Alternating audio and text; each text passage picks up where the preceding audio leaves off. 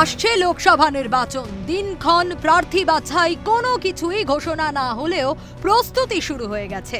দেওয়াল লিখন ও প্রচার শুরু করেছে হুগলি চুঁচুড়া পুরসভার 15 নম্বর ওয়ার্ডের বিজেপির নেতাকর্মীরা। বুধবার দেওয়াল লিখনের পাশাপাশি ত্রিবেণী কালীতলার ডাকাত কালী মন্দিরে পুজো দিয়ে মোদি কি গ্যারান্টি ট্যাবলোর উদ্বোধন করেন হুগলির বিজেপি সভাপতি তুষার মজুমদার। দেশকে কিভাবে এগিয়ে নিয়ে গেছেন প্রধানমন্ত্রী তুলে ধরা হয়েছে ট্যাবলোয়ে, দাবি পদ্ম শিবিরের। আমরা কালীতলায় ডাকাত কালী মায়ের চরণে প্রণাম করে এবং নারকেল ভেঙে আমরা এখানে সপ্তগ্রাম বা বাঁশবেড়িয়ায় যাত্রা শুরু করালাম। তো মোদিজির আজকে যে উন্নয়ন, সেই উন্নয়নটা মানুষের সম্মুখে আনার জন্য এটা প্রশ্ন উঠেছে, এখনো ঘোষণা হয়নি প্রার্থীর নাম, তাহলে কার নাম উঠছে দেওয়াল জুড়ে?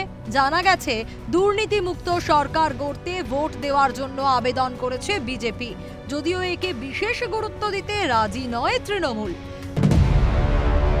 ওদের দল ওরা কিভাবে প্রচার করবে ওরা বুঝবে, এটা নিয়ে আমি কি বলবো বলুন। মানে 15 নম্বর ওয়ার্ডে দেওয়াল তৃণমূলের আগে মানে বিজেপি আগে এই কাজটা শুরু। না ঠিক আছে, এটা তো যে যার দলের স্ট্র্যাটেজি। রাম মন্দিরের উদ্বোধনের আগেই মোদিজি কি গ্যারান্টি ট্যাবলো যাত্রা শুরু হয়েছে হুগলিতে। বর্তমানে জেলা জুড়ে ঘুরবে মোদিজি কি গ্যারান্টি ট্যাবলো। প্রচারের মহড়া নাকি ভোট বাক্স? ঘাস ফুলকে কতটা টেক্কা দিতে পারবে পদ্ম শিবির, সেটাই দেখার। হুগলি থেকে কাকলি নস্করের রিপোর্ট, ক্যালকাটা নিউজ।